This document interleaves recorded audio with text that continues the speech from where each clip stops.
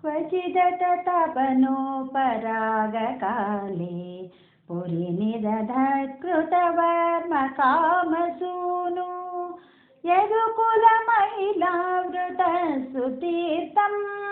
समुपगतोऽसि समन्तपञ्चकाख्यं बहुतरजनताहिताय तत्र त्वमपि पुनन्विनिमज्जति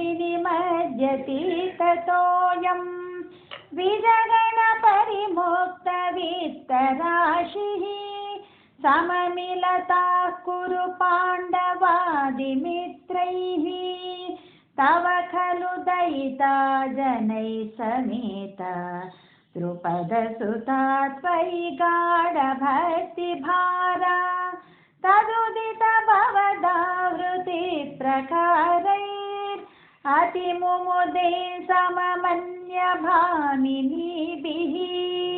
तदनु च भगवन्निरीक्ष्य गोपान् अतिकुतुकादुपगम्य मानयित्वा चिरतरविरहातुराङ्गरेखाः पशुपवधूसरसं स्वमन्वयासीः सपदि च भवदीक्षणोत्सवेन प्रमुषितमानहृदां नितम्बिनीनाम् अतिरसपरिमुक्तकञ्चुलीके परिचयहृद्यतरे कुचेऽन्यलैषीः रिपुजनकलहै पुनः पुनर्मे समुपगतैरियति विलम्बनाभूत् इति कृतपरिरम्भणे त्वयिद्रा गतिविवशा खलु राधिका निलील्यै अपगतविरहव्यतास्तदातां रहसि विधाय दधात तत्त्वबोधम् परमसुखचिदात्मकोऽहमा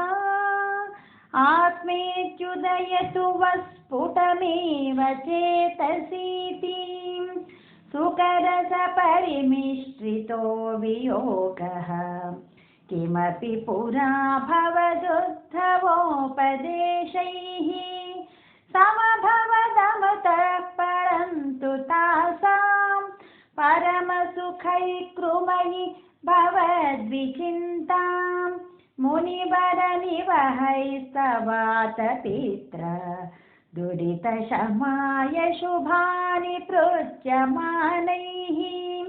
त्वयि सति किमिदं शुभान्तरैः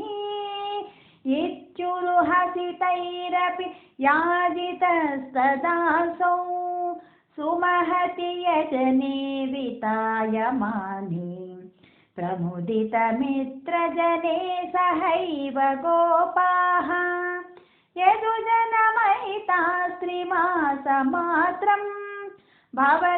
भवदनुषङ्गरसं पुरेव भेजुः